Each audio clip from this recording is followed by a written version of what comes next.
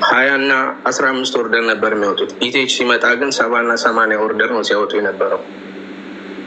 ቁጭ ብለው እያዩ ነው እዚህ ጋር እናንተ ከመጣችሁ ይህን ያክል ሰርተናል ብሎ፣ ነገር ግን በጀርባ ሄደው ግን ሌላ ወሬ ያወራሉ።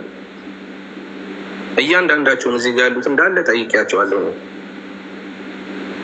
ግን ዝምታን ነው የመረጡት። በጀርባ ግን እሳት ይለኩሳሉ።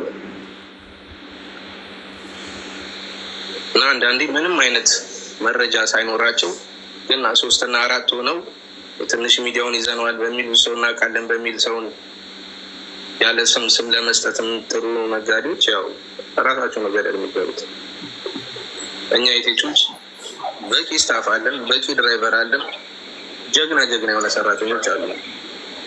ሌሊት ማታ ሁላ ሳይቀር እያመሸ የምንሰራው ምክንያቱም እናንተ የተስተካከለ ኦርደር ስለማትሰጡን ነው፣ የተስተካከለ ሎኬሽን ስለማትሰጡን ነው። ስንቶቻችሁ ነው ሎኬሽን ያስተማርናችሁ? ስንቶቻችሁ ናችሁ የማዳም ቅመም ቀሚስ ሽፎን አዛችሁ ነጠላ ብቻ የምትልኩላት? እኛ በሻ ስለሆኑም ከእናንተ ጋር እንደምንሰራ አድርገው ስለሚያስቡ በስንቱ ሰው ጋር ነው የምንጣለው። ስንት ጊዜ ነው ፖሊስ የሚመጣብን? የእናንተን ግን ከበር አድርገን ይስተካከላል እንዲህ እያለን እያደባበስን አልፍላቸዋለን። የእናንተ ችግር ይሰፋል።